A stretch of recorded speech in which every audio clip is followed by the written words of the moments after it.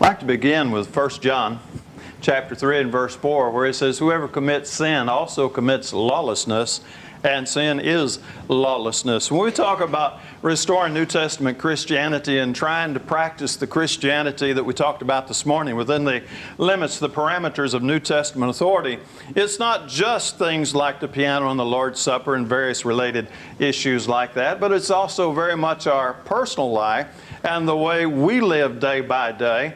And the lesson tonight is going to be very general. There would have been a time, I'm going to guess probably 40, 50 years ago, where I could have preached this lesson in any assembly that claimed to be a church. I'm using that terminology very general, and it would have been accepted. But as general as this lesson is tonight, there are places today that don't have a clue about some of the stuff I'm getting ready to say. I want to tell you just a quick story to illustrate it. I was having a morning coffee with a gentleman the other day, and he talked about his girlfriend having just gone to Gold Strike Casino and came back with $1,700. I'm talking about how religious she was in the same context. Now, he told me specifically which denomination it was she attended, and there was a time when that denomination was known for being rather militant and somewhat strict. And I'm thinking, my, things have changed when you can still be an active member of a denomination and still go to the Gold Strike and gamble away money or win it in that particular case. And now they're planning on a weekend getaway to Branson, even though they're not married. Some interesting things. Now, I'm not going to tell you anything profound this evening about sin, but what I am telling you that is, I think, rather profound, is there's a lot of folks out there today that attend a religious service, and let me put that into air quotes. They're attending something that has some religiosity about it. But it is not New Testament Christianity, not top, bottom, side, no way, no how. And yet they think they're serving Jesus the same way that you and I believe we're serving the Lord. They're just as, sincere is not even the right word there, is it? Nonetheless, we're just going to talk about some basic things on sin, but this needs to be included in restoration nowadays, even though normally we would not include this in restoration. Romans 3 and 23, all have sinned and fallen short of the glory of God. Isn't anything that, some are more, I guess some people do more instances of it, but we're all guilty of sin. We're all in trouble, and we all suffer the major consequence, which is our iniquity has separated us from God, and we need some serious help. Now, there are other consequences involved. I believe it's is it Proverbs 14:34, where it says, "Righteousness exalts a nation, but sin is a reproach to any people." And in that particular proverb, he's talking on a national level, but even individually, sin is a reproach to a person individually. And you start getting involved in sin, it's going to get your life into a lot of heartache and trouble. And so anywhere you look at it, sin has consequences. That's why we want to do, as he said in 2 Timothy 2:22, we want to flee youthful lust. We want to get as far away from anything that even looks like sin. Now, we want to pursue righteousness, faith, love, peace with those who call on the Lord out of a pure heart. That's the Christianity that we want to practice, because sin is not your friend. Sin is nothing good. Now, I chose, if you can tell it, I know the graphic isn't very big, but up there in the corner, that's a piece of chocolate cake. That's a double layer cake with icing about 1 inch thick on it. Now, the reason I chose that is I don't know what temptation looks like to you, but a lot of times we'll describe it with food, because food is so tempting, and it looks so good, and it tastes so good, and you can just stand there and you can eat that chocolate cake bite after bite after bite, and you think, this is wonderful. And then you get on the scale the next morning, and after a week or two or longer of living like that, you don't even want to look at a bathroom scale anymore. It'll start scooting off away from you because you're so big. And then you're moaning and complaining because losing weight's so hard to do. And that's what sin is. Sin lures us in with this wonderful temptation. Usually, not always, but usually sin is enjoyable on the front end. There's a lot of delight in it, and a lot of folks have a lot of temporary entertainment in their sin. Now, let me emphasize temporary, because sooner or later it catches up with them, and they have to pay the price. And most of the time, that starts now in this life. And obviously it's going to happen in the next life. So we want to get away from that as far as we can. We don't want anything to do with it. No way, no how. James 2:10 we use a lot. But it says you keep the whole law and you stumble in one point, you're guilty of all. In this context, what they are guilty of is arranging the seating in their assemblies according to the wealth that a person had. So when a wealthy person came into their assembly, they gave the wealthy person the best seat. When a poor person came in, they gave them the worst seat, which back in that day usually meant, oh, you sit on the floor over here. And so that's what they're guilty of. And in this context, he concludes it with verse 10, if you keep the whole law, you do everything right, but you show just a little bit of prejudice over who's got money and who doesn't, guess what? You're guilty of all. So whether you commit just one sin, which theoretically isn't impossible in my opinion, but if you just commit one sin or a million sins, once you stepped across the line to disobedience, you're in trouble. It's kind of like when we were kids and Mom would let us play in the backyard and she'd say, don't leave the yard. It didn't matter if I left the yard to the west or to the south or to the east. If I left the yard, I was in trouble. And that's the way it is with God. He has set some parameters, and He says, this is your whole duty, to use Ecclesiastes 12:13. This is your whole duty, is to fear me, respect me, keep my commandments. And if you don't do it, you're in trouble.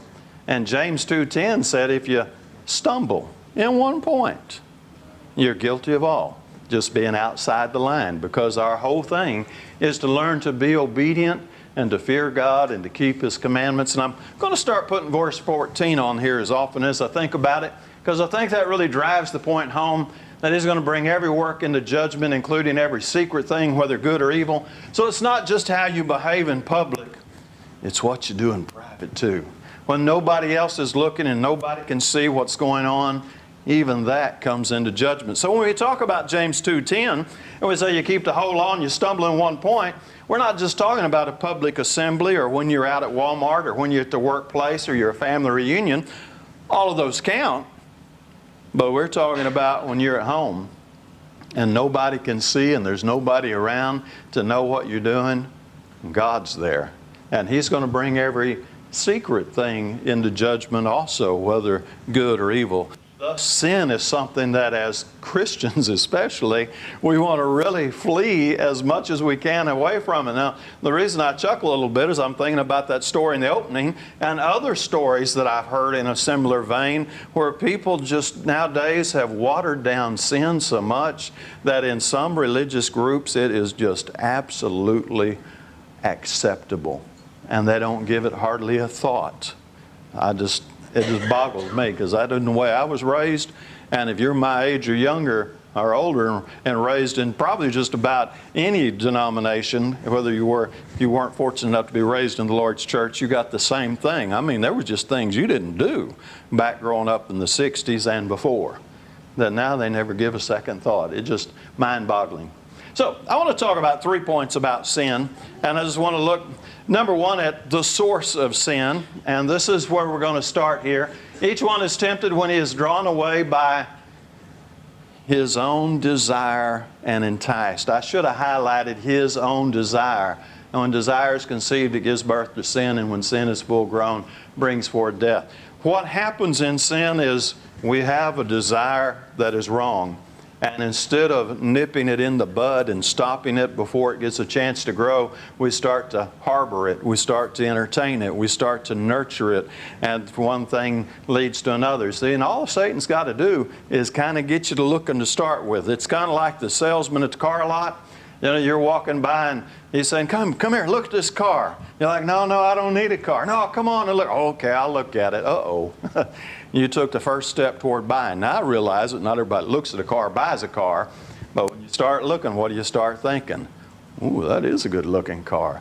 That leather does smell good. Those seats really are air conditioned? Oh my, that, you know, and the devil just keeps reeling you in. Now, nothing wrong with buying a car if that's what you need to do. It's just the way Satan first gets you to look. And you start looking, and you're in trouble. You know, David said, Psalms 101 verse 3, I will set nothing wicked before my eye. He said the intention is we don't even want to look at it. We're not even want to entertain it. We don't want anything to do with it, but we start looking. And I really want to emphasize it is a desire that has to connect with something in me that I have yet to address. And so it is my desires. I would give you the opposite of this verse, Philippians 4 and 8. To meditate on the good things. Deliberately set your focus away from anything that's sinful. Don't even look at it. Don't even glance over there at the broad path and see what they're up to. Even if it does look like they are having a good party right now, the fact is they're going to hell if they don't get off the broad road. And so we need to always keep that in mind. We need to set our mind on heaven and look at those things that are worthy of our attention and help support us in our journey to heaven, not look at those things that might trip us up and start to draw us away. So as a counter to the James 1, 14 and 15, I would suggest to you Philippians 4 and 8. And I already mentioned Psalms 101 and verse 3. I would stick that in there also and say that's a good meditation area. Matthew 15, 19, he said, out of the heart proceeds evil thoughts, murders, adulteries, fornications, thefts, false witnesses, blasphemies. And this is where I've got to keep getting back to. Other people may have influenced me, no question about it. There are things out there in the world that hearken unto us and say, come get involved in our sin. Now, it's been so long since I kept up with TV, but it used to be this bud's for you, you know. And so the advertisers were out there trying to get you to get involved in sin. I'm sure if you go in any area that has the casinos and what have you, they've probably got advertisements all over the place trying to get you involved in that kind of stuff. So there's a lot of influence that says, come on, you're going to have a good time. This is going to be fun. Besides, you deserve a break today. And it used to be, I don't know if it's still the slogan, but you know, what happens in Vegas stays in Vegas, and that was a lie. That never worked for anybody, but that's the deceit of sin and how they start to lure you in. You don't want to look at any of that. But even though you got all of that out there, it's got to connect with me. There's got to be something in me that it hooks up in. Now let me use the gambling as an illustration, because that's the one that I just don't get. Now, maybe if you really had some fair odds, maybe if we were pitching pennies like we did in high school and there was really some skill involved, maybe you'll get me in on a little penny pitching. But when they've got these games set up, even blackjack, you know, they don't play fair. They don't give you the same a deck of cards when you go to the casino where you can kind of remember, okay, they've already played the ace of spades here, so I know. Yeah. No, they've got 5 and 10 cards in a deck. They stack the odds in their favor. That's why they got all the money. You can pay the light bill for all the lights they got going there. You know, they one-armed bandits. Those aren't really just the process of physics that roll the wheels and what have you. Those are computer programmed things, and the state regulates that this thing has to pay out so much a percent ever so often, and the rest of it is programmed not to win. Folks, I don't know about you, but that ain't the game I want to play. You know, the lottery ticket, your chance in winning is something like 1 in 26 million. I don't know the exact odds, but it's way crazy. So I'll make a deal with you, Dave. You lay $1 on the table, I lay $1 on the table, I get your $1. And we're going to do that for about 26 million times. And then the 26 million and first time, you get to win and you're going to get $10. I don't think Dave's going to play that game with me. I know I'm not playing that game because the odds are just crazy. So Satan can dangle tunica or whatever in front of my face all he wants. Ain't happening, because there's nothing in here that says, oh yeah, I like multi-million to 1 odds. It just doesn't hook up. But you know, oddly enough, it hooks up with some people, some way, somehow.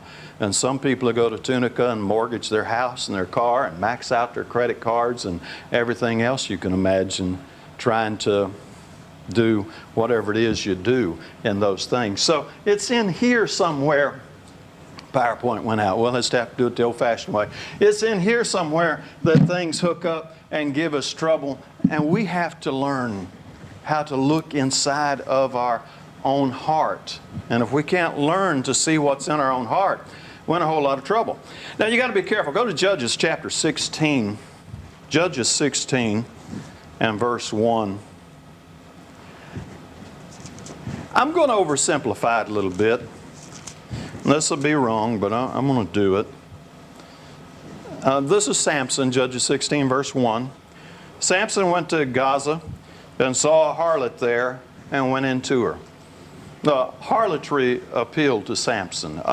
Also, since we're going to be turning physical pages, I won't run the other two references. But if you'll look at 2 Samuel chapter 11 and verse 3, that's where David was on the roof and he saw Bathsheba and inquired about her. Also, 1 Kings chapter 11, verse 1 through 3, talks about all the wives that King Solomon had and how all those wives turned his heart away from God. Now, all these three men were womanizers, I guess would be the best way to say it. And they had a flaw in their heart to start with that got them into trouble. And so they went off, well, Solomon probably the most obvious case there, the way he went off David and Bathsheba, the way he went off. But I would suggest to you that there was something deeper. I think sometimes we look at the surface of a problem. In these three cases, it was womanizing, harlotry for Samson. And we just say, you're sick, you're a pervert. Well, he's sick and he is a pervert. But there's something deeper going on. Now, we don't have time to try to analyze all of that. But if we go to 1 John chapter 2, verse 15 and 16, he would say it's the lust of the flesh, the lust of the eyes, and the pride of life. And if you would imagine a dartboard with just 3 rings, I'm going to guarantee you the middle one every time is the pride of life. Now, the lust of the flesh and the lust of the eyes might swap places now and then on that second and third ring, but you get down to that pride. And what happens in sin is pride rears its ugly head and starts causing trouble. And we haven't learned to conquer our own spirit. And so Satan has a way to get in. He takes advantage of that way. And all of a sudden, we're up to our eyeballs in sin, wanting to know how in the world do we get out of this. And usually the way out, although there is a way out, is a way that most people don't want to take. And they'll just do a suicidal thing all the way until it's a tragic eternity. And that's something that we got to ponder. So it's back to me. It's back to my heart. I think you ought to do it. They say a good coach, I don't know if this is absolutely true of all coaches, but they say a good coach, when they have a bad game, instead of chewing the players out, will go back into the locker room or whatever, and he'll contemplate, what did I do wrong? How could I have coached better? How could I have done the team better? Now, there may be some admonishments that need to be meted out to some of the players, but they say a good coach looks at himself first and says, okay, buddy, you're the coach. You need to figure out where you messed up. I think that's a great way to approach sin. There were going to be other influences out there, no way around it. But like Adam, even though Eve's standing there offering him the apple, he's the one that made the choice. And thus, he needs to look into his heart and say, why did I do that? What's going on with me? And figure it out. And it can be figured out if a person be just very honest with themselves. Now, the next thing I want to do, go to James 4:17. The next thing I want to do is I want to very quickly look at 5 common areas where sin occurs. James 4:17, and we'll run these rather quickly, and I got one more area, and we'll bring it to a close. Therefore, to him who knows to do good and does not do it, to him it is sin. There are times that we get ourselves involved in sin by being negligent, by not doing the good that we know to do. So if you know there's a good to do, and for whatever reason you choose not to do it, though you have the opportunity to do it, that is sin. Now that one needs to be mentioned because most of the time we think of sin as somebody went out and did something wrong, and that's true. But there are times when I did not do the good that I knew to do. And Galatians 6:10 says, as we have opportunity, let us do good unto all men, especially the household of faith. And so we're supposed to be people who are the salt of the earth, our light shining, and we're out there making a difference in our community. That's what we're supposed to do. Now, let me personalize it just a tad more. You know, maybe you know you ought to study for your Bible class, but you never study for Bible class. Maybe you know you need to pray, but you don't have a personal prayer life. Maybe you know that you need to visit the widows and the orphans, as James 1:27 says, but during the week you really don't have time for anybody because you're so wrapped up in your own life. Now, there's got to be a balance struck there, but you get the idea. There's a lot of good that we can be doing, but sometimes we don't do it. And there are going to be people in hell who didn't drink, didn't cuss, didn't smoke. They weren't, whoremongers or anything like that, but they're going to be in hell nonetheless because they were just lukewarm. And the good they knew to do, they did not do it, and thus they were lost. Now let's go to Ephesians 4:29. for our next area that sin occurs in so prominently.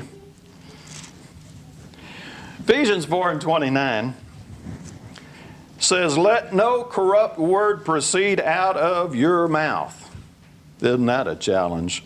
"But what is good for necessary edification, that it may impart grace to the hearers." Also Matthew 12:36 says, "Every idle word that we utter will give an account of in the day of judgment." So those two verses tell us that one of the toughest things, and James would say that I believe in chapter 3, is that learning to control our mouth is one of the toughest things there is to do. Is it Titus chapter 3 and verse 1 and 2? He says, "Speak evil of no one." But we have a law in our land that says politicians are fair game, so I can say anything I want to about a politician, right? Well, as an American, yes, that is correct. As a Christian, no, that is not correct. And so you got to decide, are you American or are you Christian? Because Christians are under a tougher code. And the Christian code says, speak evil of no one. Now, we can disagree, don't get me wrong. But we don't go across the line to getting mean-spirited and saying hateful things about people. I disagree with every politician that endorses abortion. No problem with that. But it's another thing to start calling them names and running them down and saying things that a good Christian ought not to say. I think you get the idea there. And so we're careful with our mouth. And our mouth can get us in some troubles. Romans 13:1. Very quickly, Romans 13:1. "Let every soul be subject to the governing authorities, for there is no authority except from God, and the authorities that exist are appointed by God." Also in John 19, if you recall, Christ said before Pilate, you don't have any, I'm going to have to paraphrase because I didn't look it up, you don't have any authority unless God gave it to you. Now, I can't explain all there is to explain about that. This whole Romans 13:1 through 7 thing is a little mind-boggling to me, but it says what it says. It's kind of clear. I'll let some other theologians work on that one. But the fact is, he said submit to the governing authorities. That was Rome at the time. That was not just really Christian-friendly, if you know what I mean. And yet he said submit. Now, our society, we got more regulations all the time. I am not pro-regulations, but we got them. We got regulations more than I can even begin to understand, and some states got them so deep it'll take you 10 years to start a project and finish the project. By the time you get through all your permits, your studies, and everything else, that's just the way California is. And most of the other states are kind of moving that direction. Now, whether we like that or not, that's not the point. The point is, I'm Christian. I do what the law says. I don't always understand why they set the speed limits they set, and I'm not a fast driver, but there's some places they got the speed limit so slow that even I look at it and go, that ain't right, is it? But that's what the sign said, and so what do? You drive the speed limit. And so in our government, our civic relationship, there's a lot of ways that we're not careful that we can get ourselves in trouble, and we need to watch those things. Philippians chapter 2. Philippians chapter 2. Verse 3 and 4.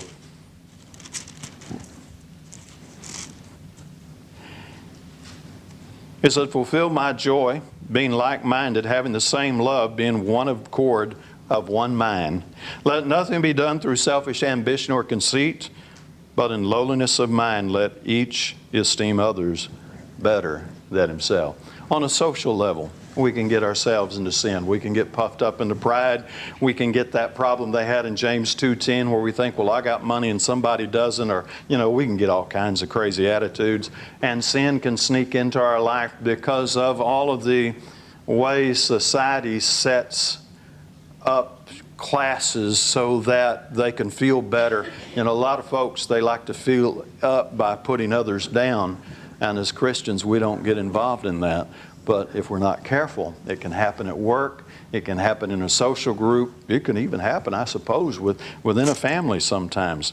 Which brings us to Colossians chapter 3, verse 18 and 19.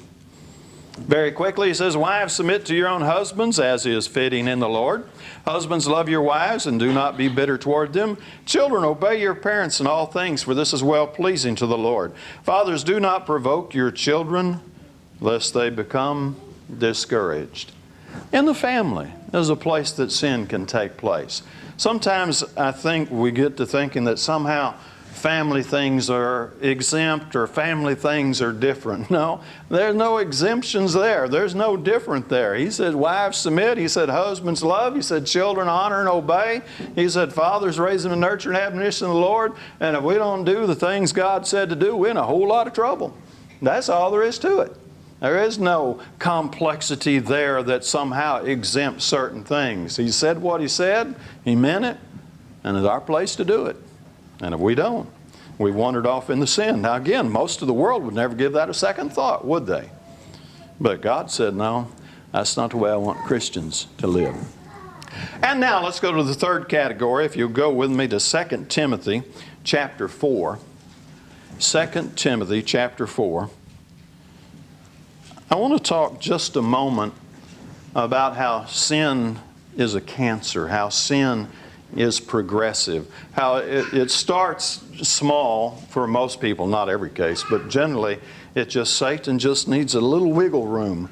And when we give him that little bit of wiggle room, he can move on from there over time very slowly and very patiently until we get into this situation. He said the time will come. Now it wasn't instant, but the time will come, and obviously it has a long time ago. The time will come when they will not endure sound doctrine. Ever known of congregations that at one time stood firm and insisted on sound doctrine, and now are really, it'd be polite just to say pushing the limits. Some of them have gone beyond reasonable limits. They didn't happen overnight. It was just something that slowly happened. The time came that would not endure sound doctrine, but according to their own desires, because they have itching ears, they will heap up for themselves teachers. And they will turn aside their ears away from the truth and be turned aside to fables. And again, it doesn't happen instantly. It amazes me sometimes some of the surveys that come out about religion in general. And how many people really believe in, now, the broader term Christianity as society would use it, how many people really believe in a literal resurrection? And you know, those numbers are always declining, and it surprises me. How many people believe the miracles in the Bible were literal? And very few people, even though they profess to be Christian, those numbers are declining more and more. When did people start thinking the Bible was a book of misleading stories, embellishments, exaggerations, or outright lies?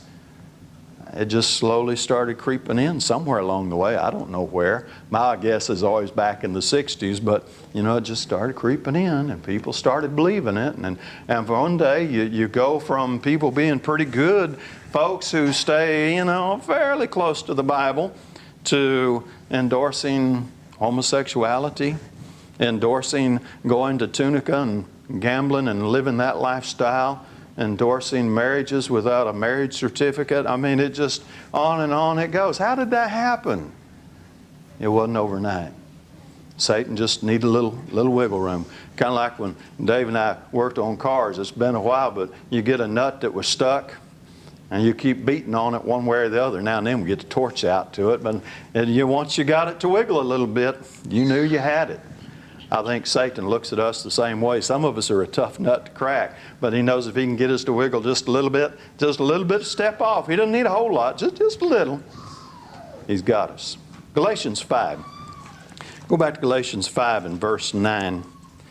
I think herein we also have the idea put forth very well. A little leaven leavens the whole lump. Well, little leaven. How much leaven does it take?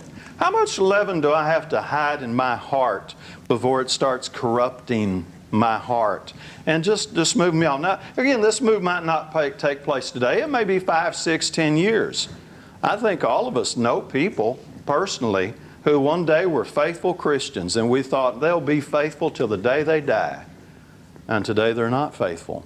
I have a friend, I have held gospel meetings with this man, one gospel meeting with this man, and he has left the church.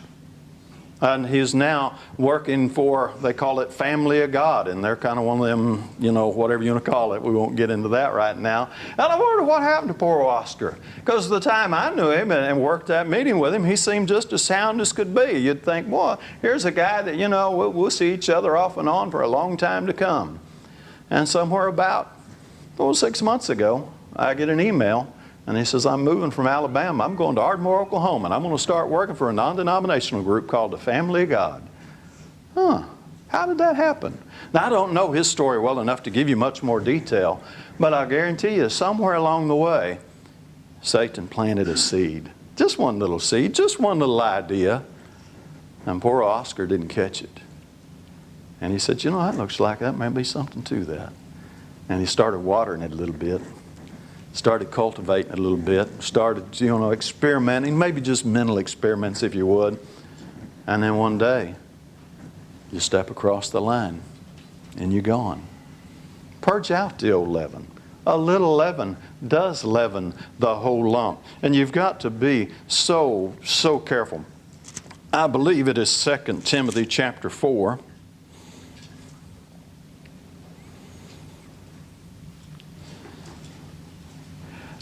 I want to say 2 Timothy 4, but I don't remember that verse. Give me just a moment. I got it written down here.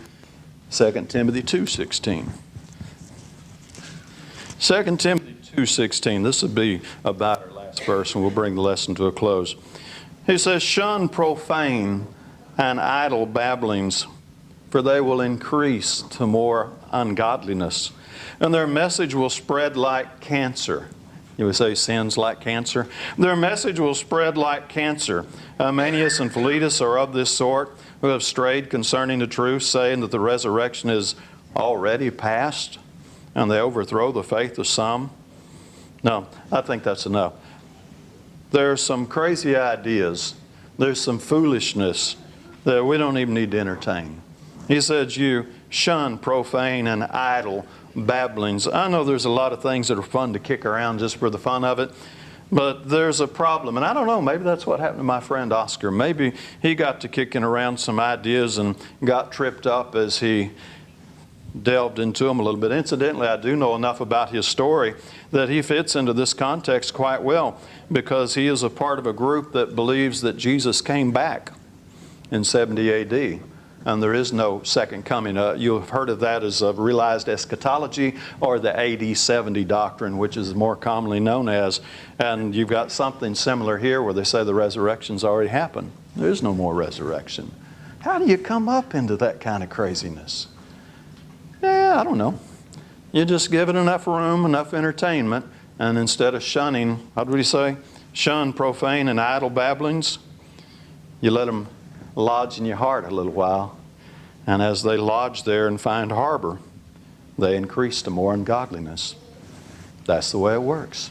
That's the way Satan likes to work, and he gets many people. Now, the thing about sin that we've got to ponder as we close the lesson is that we're all going to stand before the judgment seat of Christ. You see, we can play whatever little games we want to do. We can do some fancy two-steps and work around some things and do a lot of rationalizing here on this side of the tombstone. You don't dance two-step around God on the other side of the tombstone. You don't play any games with God on the other side of the tombstone. God don't even have to give you an opportunity to say boo when you get on the other side of the tombstone. All you got to do is show up and he goes, you're out of here. But, no, get him. He's gone. You know, there's nothing that guarantees you get a defense over there. God looks at you. He knows your heart. Either it's right or it's corrupt, right? And if it's corrupt, why does he need to waste his time letting you have 30 minutes in heaven or 2 days or 100 years or whatever, trying to convince him that your corrupt heart really isn't corrupt? He knows what he sees. I don't know. I like the trial scenarios, but I don't know that that's what you actually get. But I do know that those who stand in front of him, having been washed in the blood of Christ, that's Romans 5 and verse 9, justified by his blood, having their sins washed away, as Ananias would have said in Acts 22:16, I do know that those who stand there clothed in Christ will receive that good welcome home. Now that I know. So sin's a problem for all of us, and we all kind of trip up in it now and then, but we can get out of it. And if we're faithful and just and confess our sins, he'll forgive us. And thus we have a hope. And so we keep pressing on that upward way. Are you pressing on? Do you confess your sins and get up and dust yourself off and keep on going? If you do, that's the way to do it. If you let some sin kind of lodge and take harbor, Shun it. Shun profane and idle babblings. Don't even give them the time of day, because eternity is too important. And if you miss heaven, you just miss all there is. Are you on the way? If you're not, if you're subject to our public invitation, we're here to help any way we can while we stand and sing.